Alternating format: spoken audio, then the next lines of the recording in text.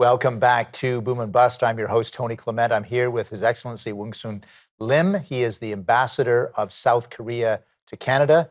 Ambassador Lim, sorry I had to cut you off there. You were talking about the Trade Intensity Index. Please continue to explain how important that is.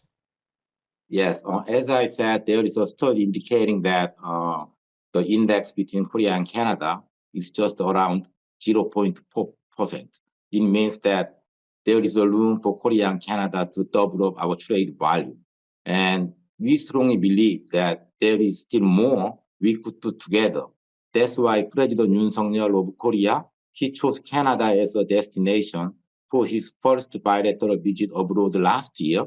And when he met with Prime Minister Trudeau, they declared comprehensive strategic partnership.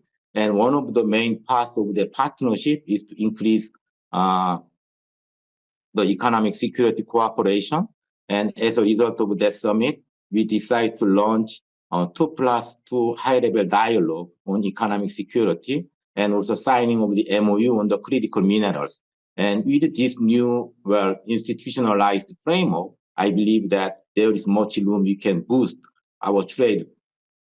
I'm glad you mentioned critical minerals because I do want to ask you about supply chain. You mentioned electric vehicles also in the first segment. So is there a possibility of much increased trade between South Korea and Canada with respect to the EV and EV battery supply chain?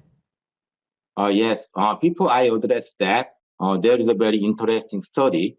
The Business Council of Canada and its Korean counterpart called the Federation of Korean Industries, they commissioned a group of experts to study our bilateral relationship and come up with their proposal on how to boost our economic relations. And their answer is what they call MAPLE. And they are not referring to Canadian syrup. Your syrup is so good. But MAPLE is a set of initials that represent the most promising sector of our future economic cooperation. And M means minerals, and A means artificial intelligence, and P means political coordination, and L means low carbon technology, and the last one, E means electric vehicle batteries. And we believe that in Korea, the manufacturing, as you know, is a major engine for Korea's economic growth. And we are very strong in semiconductors and electric vehicle batteries and mobile phones and home appliances and shipbuilding. And most of these products are heavily relying on the global supply chain. So securing a very reliable global chain is very critical to the Korean economy. But if you see the data, like the case of second battery, the Korean companies' reliance on China isn't even higher than China itself. So we need to find new partners, and we believe that Canada can be a very good partner in Korea's strenuous efforts to find very stable supply source for the critical minerals.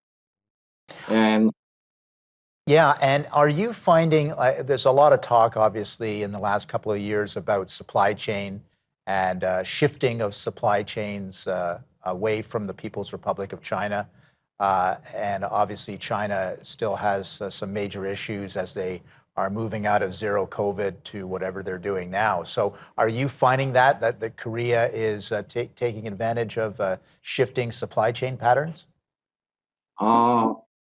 Actually, Korea started to follow the time-honored wisdom not to put all the eggs in one basket, even before the outbreak of the COVID-19.